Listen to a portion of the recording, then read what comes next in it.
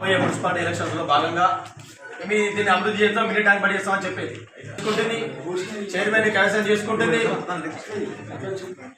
ఖచ్చితంగా కూడా ప్రజలు కూడా బ్రహ్మాండంగా ఆశీర్వదిస్తున్నారు. ఎందుకంటే మేము 16 వాళ్ళ మీటింగ్ లో కూడా చూసినట్టయితే అందరికి కూడా బ్రహ్మాండంగా పడుతుంది. ప్రతిపక్ష నాయకులకు కానీ ఎవరికి కానీ భయపడేది లేదు.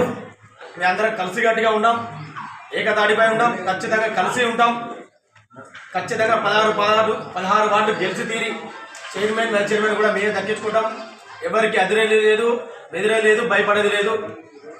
ఇలాంటి వాటికి కూడా భయపడేది లేదు. అభివృద్ధి మీదనే మేము రేపు ఓటు అడగడానికి మాకు ఆస్కారం ఉంది. కాంగ్రెస్ పార్టీ ఏం చేసింది అనడానికి ఇప్పటిదాకా చెప్పినాం.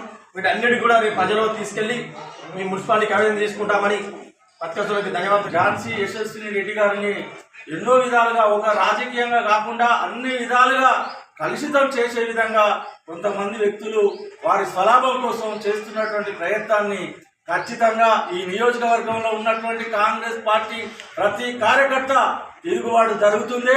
ఖచ్చితంగా వారికి బుద్ధి చెప్తారు.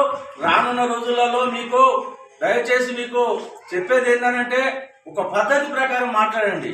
నోటితోటేమో మాట్లాడు వేరు, నొసటితోటి ఎక్కిరించుకుంటా, నోటితోటి నవ్వుకుంటూ నొసటితోటి ఎక్కిరించుకుంటా చేస్తున్నటువంటి చేష్టలు ఇక్కడ ఉన్నటువంటి ఈ నియోజకవర్గంలో ఉన్నటువంటి ప్రతి పౌరుడు, ప్రతి ఒక్క కాంగ్రెస్ కార్యకర్త చూస్తున్నారు. ఖచ్చితంగా మీ పాపం పండుతుంది.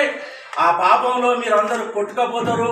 మీరు వ్యక్తిగతంగా మీరు ప్రతి ఒక్క 40 సంవత్సరాల చరిత్ర ఉన్నది కాంగ్రెస్ పార్టీ ఇక్కడ గెలవలేని చరిత్ర.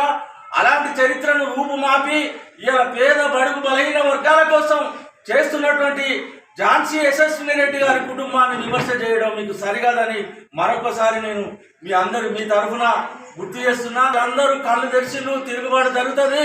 ఈసారి ఇక్కడ ఏదైనా మీరు పూనుకుంటే ఖచ్చితంగా మీకు దేశశుద్ధి అవుతుందని ఈ సందర్భంగా తెలియజేసుకుంటూ ముగిస్తున్నాను.